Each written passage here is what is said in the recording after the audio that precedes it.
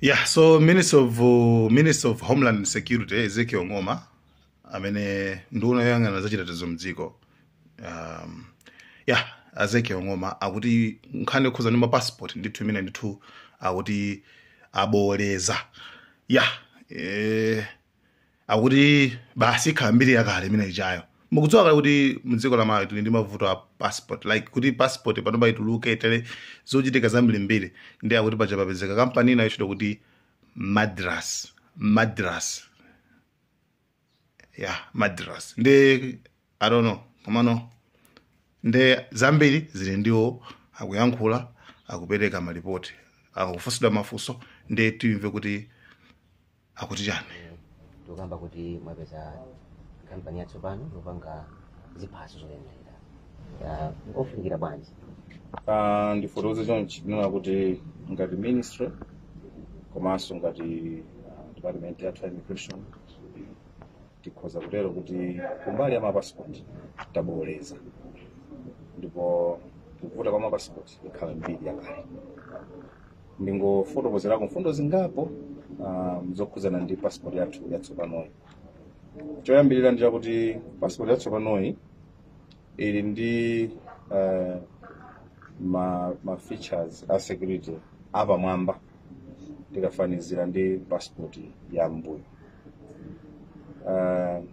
Mmenemo muona kuti mapeji angapo akuti mukaona ndi maso anuwo simukwanitsa, koma mukaunika ndikaja amatika UV light mutha kuona kuti pamenepo pali chani ndi chani.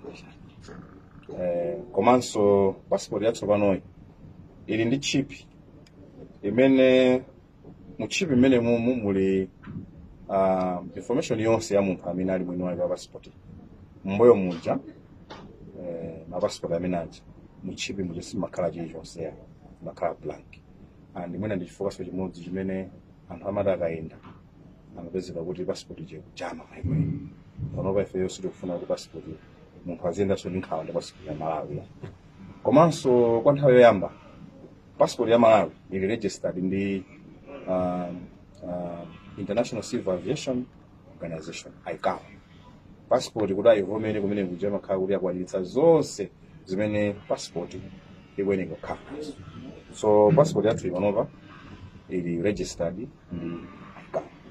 Komanso ndimafuna ndifotokozere akonera kuti contract imene tayipereka panopa ndi ya 5 years.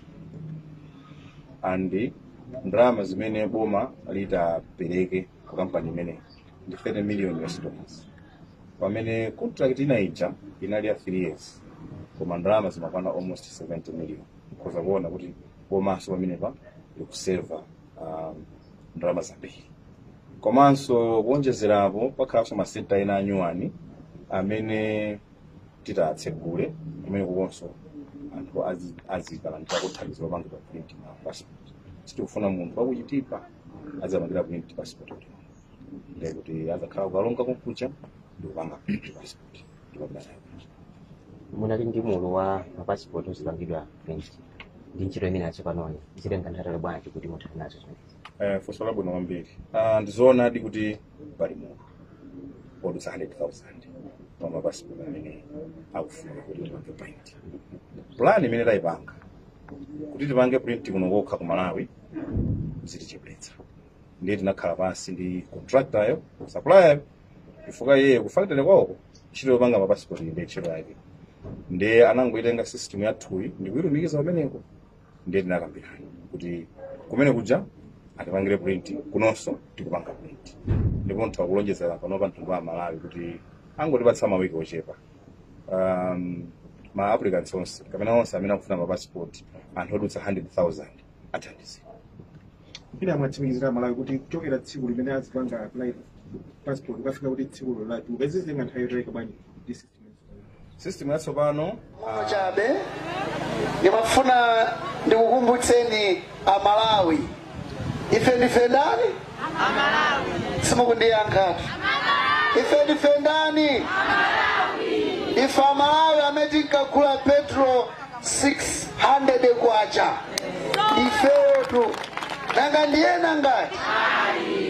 ati amagula fertilizer 19,000 sifeyo ifetu eti ati amagula chimanga 8,000 bagi 50 kg sife lero amene akuvutika kulephera kumpeza fertilizer ali 150 chakuti 1,000 sife tikuonanso tikuyima panzera kudikira mafuta sitikuona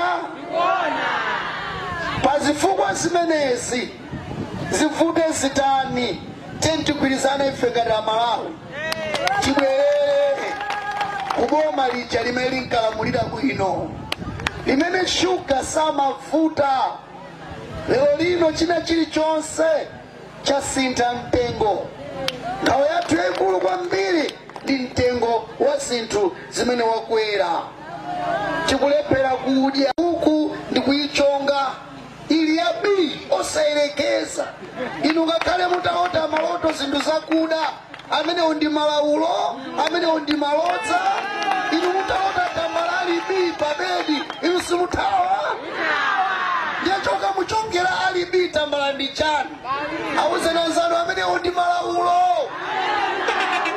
osayerekeza awuzeni kuti aliyesa kufuna kudya kungoona chimanga nambopere awuzenanzano nambopere Ndani zati kisamazuzi anthu achipulire bafika profesa Peter Mutharika majenda gogo ati amala jakadadi ngakune limene jadidala nkhani baba ndana kuti andikangovota immediately mwezi usanathe afuna kuza nikuti ndikupasa mpandoi jeniasa zino yalala masana fika pamenepo kavota yedu nyama zawo zaka 51 mwana wanu wakuti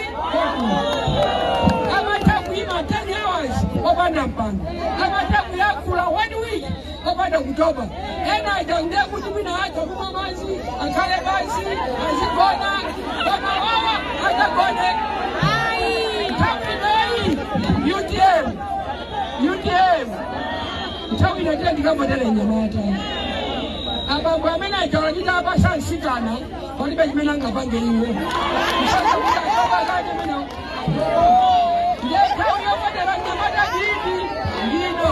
Sima mwambile togoza nima wamene wawa mfuna kana gwengwele ikakale 100% kufuatila kwa Dalisolo Babe kufuatila MP komasa kufuatila Kasala tukufuatila pamenepo kunoko kucholo cholo yose mwai wanu wamalizila duti mabodyguard kuma muchinga atubwino kupita kumenepo eti kumaona bwino kumamuteteza eti kumaona bwino mbali mumaona bwino kumachinga koma bwino kapena basi tiseke ujeni kuti asayendeso ngati mukuziwa kuti simukwanisa kumuteteza kubwino azikhala kayiko asatulukeso nani nakale kuti awa ndo wina adadi athu ndo wina eti nde kumachinga ati kumene kweti kumaona bwino eti mbali osawasiya adadi athu kumene kweti ndovana mabodyguard kumeneko zitomveka ndikumaona atu sonkhano aliwonse ndikumaona ulemu wani mabodyguard mugwira ntchito osatopa eti mbali moto kumachinga bwino eti komano kunchinji asapite